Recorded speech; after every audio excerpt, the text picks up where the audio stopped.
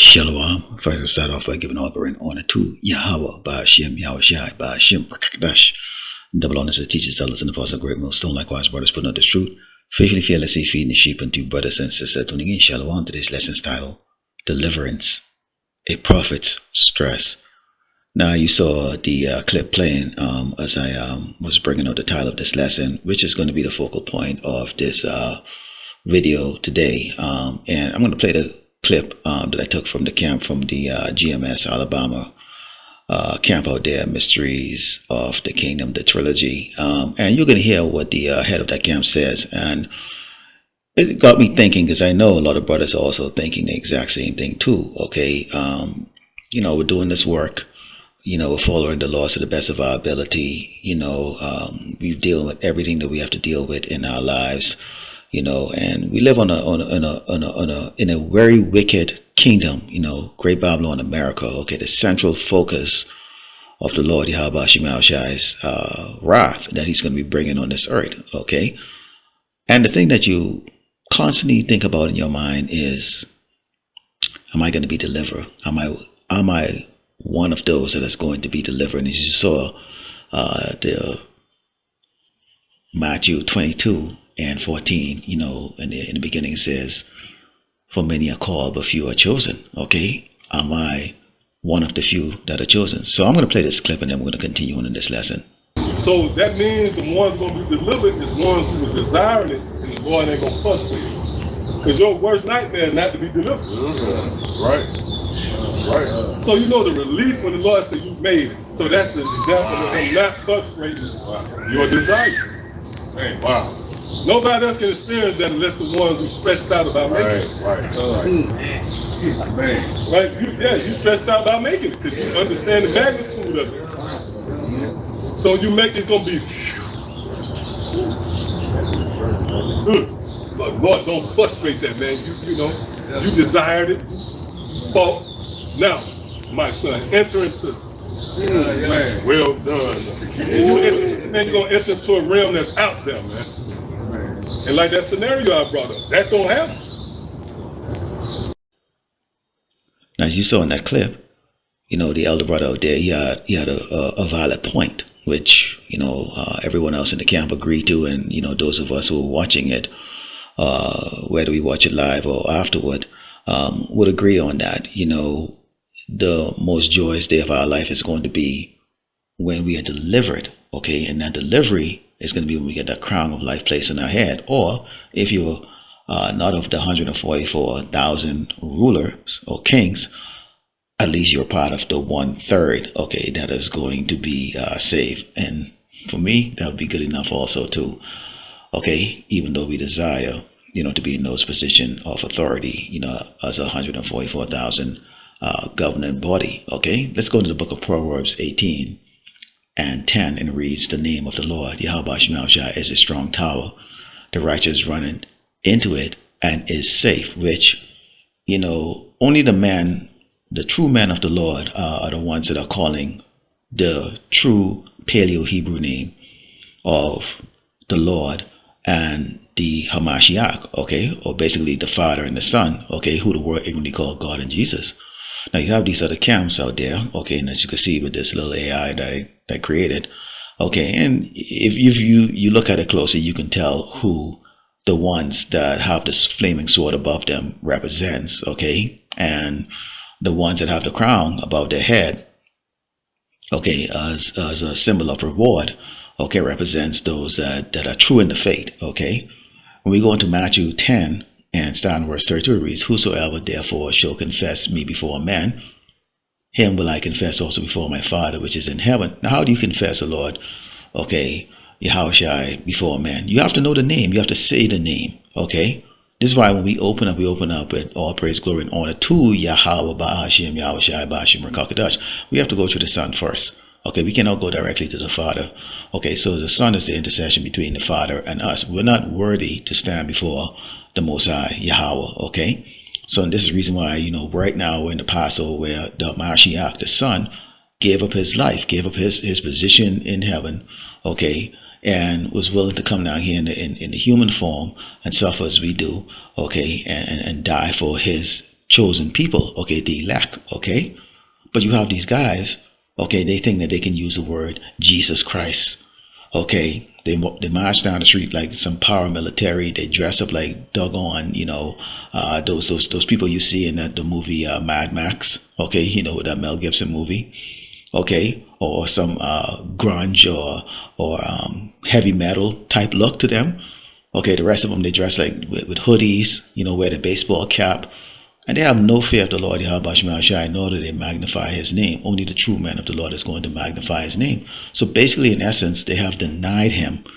Okay, but yet still they're not concerned that they might not be delivered. Here it is, it says, but whosoever shall deny me before men, him will I also deny before my Father which is in heaven. So the Mashiach is going to plead our cause, okay, to the Father to save this one, save that one, save this one, save that one. Okay, and you want to be one of those that he's going to save. He said, what my servants will eat during the time of the famine that's going to hit this place real soon. Okay, and we're going to talk about all of the other terrible things that's going to be taking place here in Great Babylon, America, and across this earth. And these people are going to be on their own. The only ones who are going to have that divine protection are going to be those, okay, who are chosen by him. Okay, those are the ones that magnify him, who glorify his name. Okay, let's go into the book of Ezekiel 14 and start verse 9. Because, a lot of these guys, they get $2 in their pocket, and it's always a case of a nigger, man. A nigger can't just like, what? If you get money, just lay low. Nobody has to know you have money. Just lay low. Okay? This is not about magnifying you. This is about magnifying Yahweh Shai. Okay? This is about magnifying Yahweh. Not about us. All right? It says, and if the prophet be deceived when he had spoken a thing, I, the Lord, Yahweh Shai, have deceived that prophet, and I will stretch out my hand upon him and will destroy him from the midst of my people, Israel. Okay, you had the purple crew there, IUIC, talking about you can call the Mashiach any name, you can call the Mosai any name.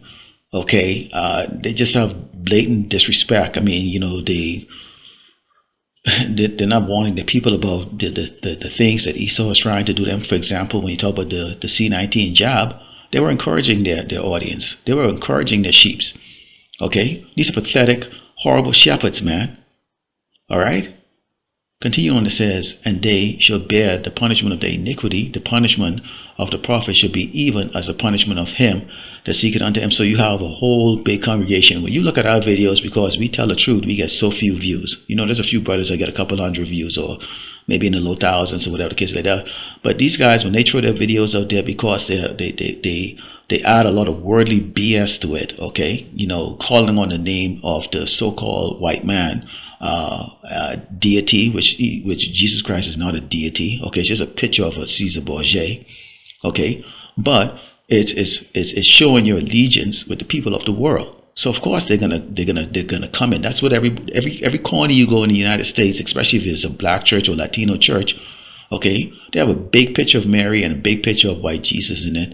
Okay, and in their minds, okay, this world only could have been made perfect if it was a so-called white God. Okay, they could not place the distinction of a magnificent, majestic creation to power that actually has dark skin, showing that self-hatred. Continue on, it says that the house of Israel may go no more astray from me, neither be polluted any more with all their transgression, but that they may be my people, and I may be their power, said the Lord. Power. Okay, so he's gonna judge these men. So while we are stressed out about pleasing the Lord, these men are in a state of folly, partying. Everything is taken lightly. They get a congregation, they get the love of the world, they get the love of Esau, because Esau has given them the 503c, non-profit. They can sell merchandise. They're turning what's supposed to be given to everybody that desire it or wants it, okay, into merchandise, okay, which goes against what the Mashiach has set up man to do. But the righteous men are not doing that. You go into John 15 and start at verse 16, and this is the attitude of them. See, this is the thing about Jake's them. they're acting like as if they're doing the Lord a favor, as if like, oh yeah, I'm out there, I'm on my megaphone, I'm standing up there with my loudspeaker, I'm the fringes with the shirt with the t-shirt with the fringes, I'm doing you a favor, Lord. No, you're not. Okay, it says, you have not chosen me, but I've chosen you and ordained you that you should go and bring forth fruit, and that your fruit shall remain, that whatsoever you shall ask of the Father in my name, he may give it to you. So this is a continuous thing. Man, you can make a badass lesson yesterday. You still got to go make one today or tomorrow and the next day and the next day. It's a continuous work. It never stops. Okay, so why? Because we have to continuously go out there and cast our net. The net is what? This word. This truth. Just got someone was doing the work, and now, people like myself and other brothers out there are now preaching, okay, this gospel. We have to also go there and go do the work too. Okay, and those fruits have to remain. Meaning what? Okay, if there's nothing for these sheep to eat on, to be fed by, okay, which is this word, then eventually they'll go astray. Eventually they'll go astray. Okay. Continue on, we go into Matthew 7, and verse 21, it reads, not everyone that said unto me, Lord, Lord, shall enter into the kingdom of heaven, but he that doeth the will of my Father which is in heaven. Many will say to me in that day, Lord, Lord, have we not prophesied in thy name, and in thy name have cast out devils, in thy name done many wonderful works? And then will I profess unto them, I never knew you, depart from me, ye that work iniquity. Okay, so that's a rude awakening come. Okay, so this is going to be the day you can have that sword or that crown, and see what happens to those who think that they're outsmarting the Most High, Yahweh Shemel Shai. Okay, they're going to be sent packing, and they're going to get that sword. It says, therefore, whosoever heareth these sayings of mine, and doeth them, I will liken him unto a wise man, which built his house upon a rock, and the rain descended, and the flood came, and the winds blew and beat upon that house, and it fell not, for it was founded upon a rock. I mean, what? It was founded upon faith, man. You don't need no damn gimmick and all the other craziness and stuff of that. We're not seeking the love of the world. We're seeking that crown of life. Okay? To hell with this damn world, man. Each and every one of us has put our ass out there, trying to please everybody, trying to please your parents, trying to please your siblings, trying to please your wife, trying to please your husband, trying to please everybody around you. For what? They can't deliver you. They ain't worth shit, and they have their own soul to deliver also too. Okay? So our stress is what? We got to make sure that we're doing what is right, what's pleasing before Yahweh Shemel Shai, so we can deliver ourselves. The hell with everybody else if they don't want to follow. Okay? It doesn't matter, because let's close up with the book of Psalms 91. They're going to be experiencing this, because at some point in time, the elect will be sealed. And when the elect is sealed, everybody else who is not sealed is going to be catching this type of hell. It says, he that dwelleth in the secret places of the Most High shall abide under the shadow of the Almighty. I will say of the Lord, Yahweh Shemel Shai, he is my refuge and my fortress, my power. In him will I trust. We don't trust in man. We don't trust in a woman. We don't trust even in ourselves. Okay? We ain't gonna trust in no brother. I'm not trusting no sister. You don't trust in your computer. You don't trust in your phone. Nothing.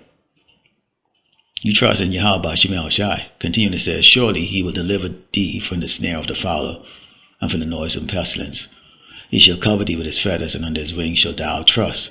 His truth shall be thy shield and buckler.